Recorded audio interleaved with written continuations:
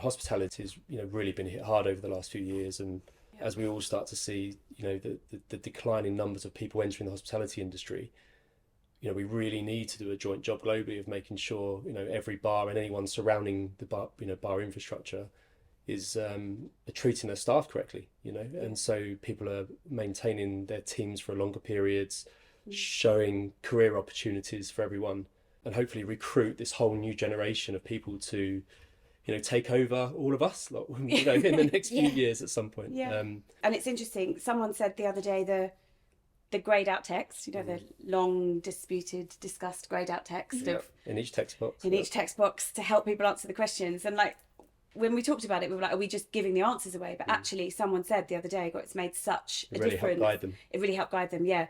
They were like, not only do we now understand what you're looking for, but also, are we doing enough? Which I think when it comes to the environment, people want to do their best. That becomes very, very clear. But it's clear on the form, and reading the application forms, it's clear where it's not a consideration, where those questions have gone unanswered. And unfortunately, we can't recognise bars that aren't at least trying. And what did we say in the round tables? It's progress, not perfection. Exactly. And as long as bars are making the steps, doing the steps to try across all these things, points for trying. That's points for intention and trying. Yeah.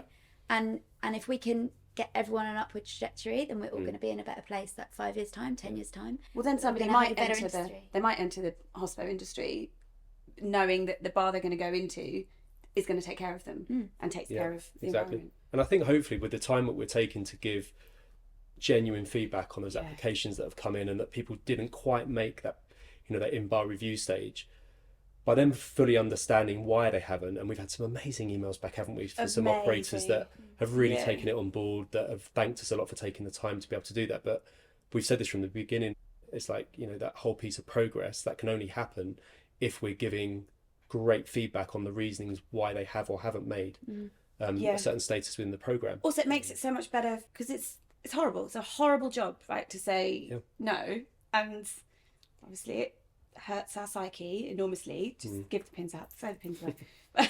No.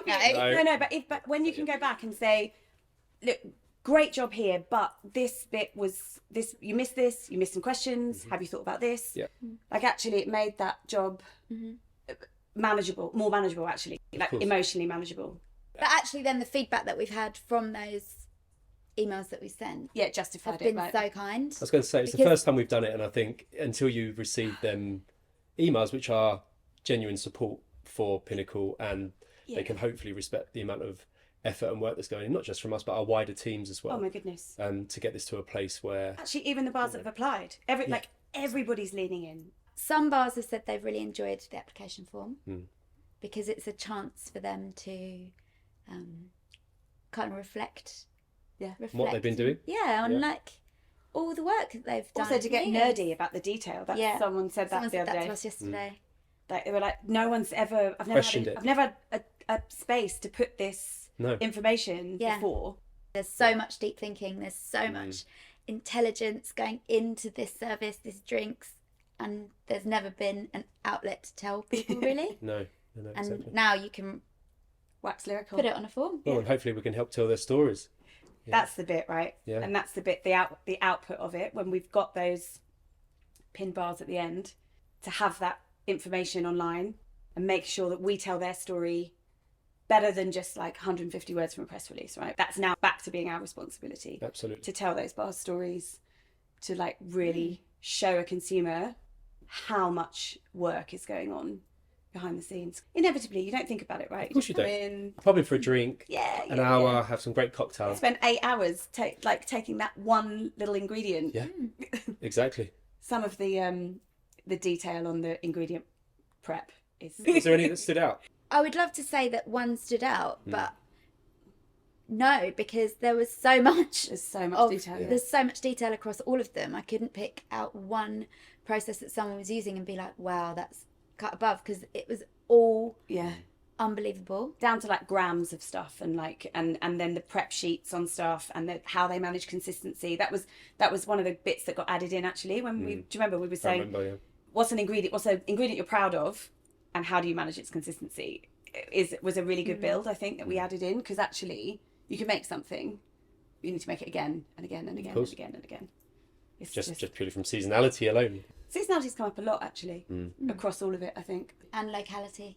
Yeah. Which is interesting. It is. And I think we've seen that over the last few years, haven't we, in the bar industry? There's quite a clear movement towards that on a global level. Some countries are moving quicker than others. Yeah. Or some have been doing it for years and they've never actually switched from doing local. Maybe it's the kind of consistent visibility of we work with what we've got, we maximise what we've got, we store what we've got. And to tell that story to consumers, to show that there's so much more going on, that's going to be fun.